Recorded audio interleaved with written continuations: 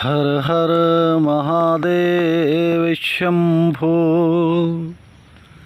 शंभो शंभो शंभो।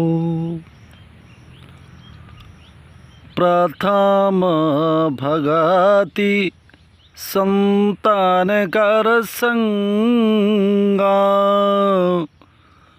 ओ दूसरी रति मम कथा प्रसंगा। सभी धर्म प्रेमी बंधुओं के चिर आत्मा में बैठे हुए परमात्मा को प्रणाम करता हूँ।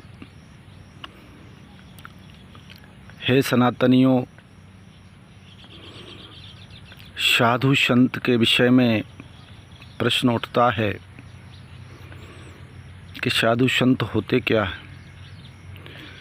साधु और संत अपनी निज तपस्या से, अपने भजन से, अपने पूरे क्रम को जीने के क्रम से भगवत्ता को धारण करते हैं, जो आम सनातनी के लिए संभव नहीं होता है। भगवान को जीना, भगवान में ही बसना, भगवान में ही रहना, भगवान के ही क्रियाकलाप करना, वह साधु संतों में होता है। और जब भगवत्ता के पूर्ण खोल में वह समाहित हो जाते हैं, तब जाकर एक सिद्ध पुरुष की वाणी बनती है, एक सिद्ध पुरुष बनता है, एक सिद्ध साधु संत होता है।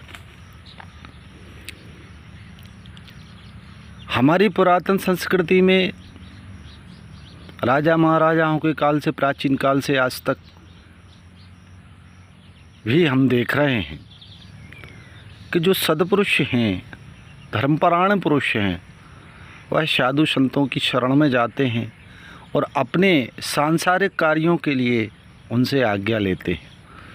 विचार हमारा होता है, लेकिन उस विचार की सिद्धि उनकी वाणी से कराते हैं। विचार की सिद्धि उनकी वाणी से कराते हैं।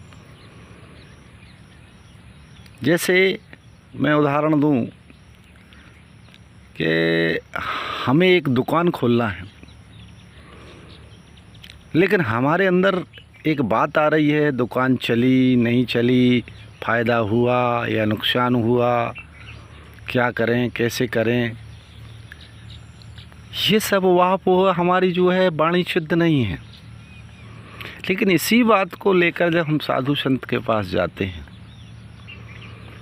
और उससे पूछते हैं, हे महामहिम, हे संत, हे साधु, हे भगवान, आप आज्ञा करें, क्या मैं यह दुकान खोलूं? तो सिद्ध साधु संत ने अगर बोल दिया कि हाँ दुकान खोलो,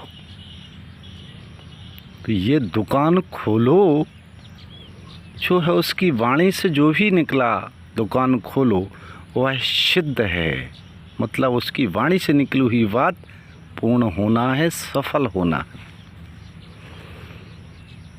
ये साधु का भाव है, संत का भाव है। अब बात आती है कि साधु कौन, असाधु कौन।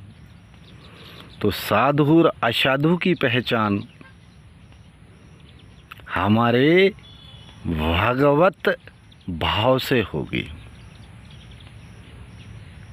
हम परमात्मा से इतने जुड़े हुए हों, भगवत भाव में रहें कि जब हम साधु के पास पहुँचें, सिद्ध साधु के पास पहुँचें, उसके स्पंदन, उसकी आनंदमयी वाणी, उसको देख के प्रणाम करने की इच्छा हो, उसको देख के भाव विभोर हो जाएं, उसको देखकर हमारे आंखों में से आंसू आ जाएं, समझ लीजिए यही साधु है। और असाधु, उसकी आवश्यकता ही नहीं। असाधु के पास जब आप पहुंचेंगे, किसी प्रकार का कोई स्पंदन नहीं होगा, और कोई पहचान है ही नहीं संसार में। कोई कह ही नहीं सकता है बाह्य आंखों से, बाह्य जगत से कि ये साधु है या असाधु है। वो भाव के तल पर ही हम उसको जान पाएंगे। और भाव का तल जब हमारा भगवतमय हो, भगवताकार हो, भगवान से जुड़ा हुआ हो, तभी हमें पता चल जाता है। जो सज्जन पुरुष होंगे वो जब अपने गुरु और साधु संत के पास जाते हैं, स्वतः ही उनकी आंखों में से अश्रु आ जाते, भाव विभोर हो जाते। ये भाव का स्पंदन है जो बताता है कि ये साधु है। भाव के स्पंदन से ही हमें पता चलता है, और कोई प्रक्रिया नहीं है साधु और असाधु में भिन्नता लाने की। तो साधु वही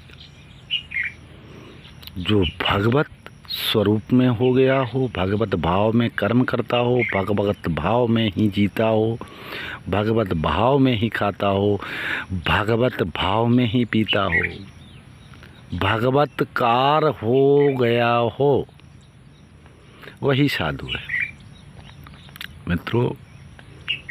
इसलिए मैंने जो पहले ही चौपाई आपके सामने बोली है, पूज्यपाद गोस्वामी जी ने क्या कहा है, प्रथम भगति संतन कर संगा, ओ दूसरी रति मम कथा प्रसंगा।